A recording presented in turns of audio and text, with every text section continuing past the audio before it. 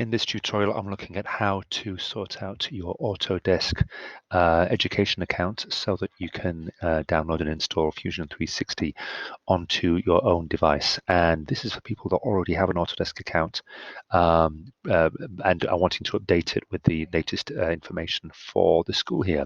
So what I've done here is in Google, I've done a search for Education Autodesk Fusion 360, and I'm going to click on the first link here, which is going to autodesk.com, and then Edu Software Overview. Once you get to this location here, if you're starting from scratch with no account at all, you can go to get started. But as I say, I'm looking specifically here at people that already have an account but just need to update it. So I'm going to go to sign in. And now we need to sign into our existing Autodesk account. So my demo account here for Sean has just been logged in. I bypassed the process there, but you just type in your username and your password, of course, and you get to this point right here.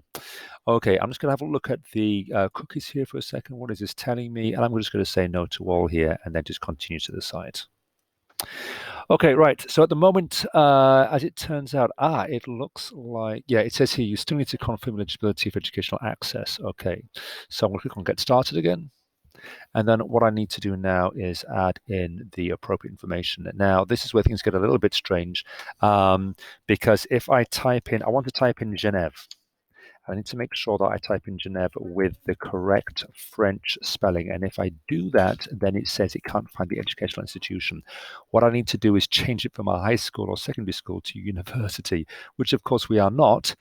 But that's bizarrely how they've got it set up. And now I type in again Genève with the French spelling, and I will have the École Internationale de Genève. Okay, there we go. So that's now identified the school correctly, even though it thinks we're university. I'm not going to worry about it. Let's click on Confirm.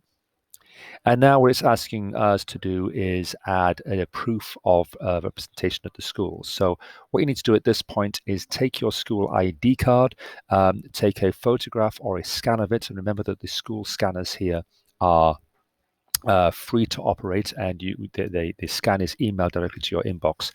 So scanning your ID card, I would suggest you scan in both the front and the back and put it into one image. Or you can have them as separate images, and then when you browse it, you can add both images separately. That's possible as well. Browse or drag the documents into this location and then submit the form. And it says that within, I think, 48 hours, they should have your account up and running. So that's the process.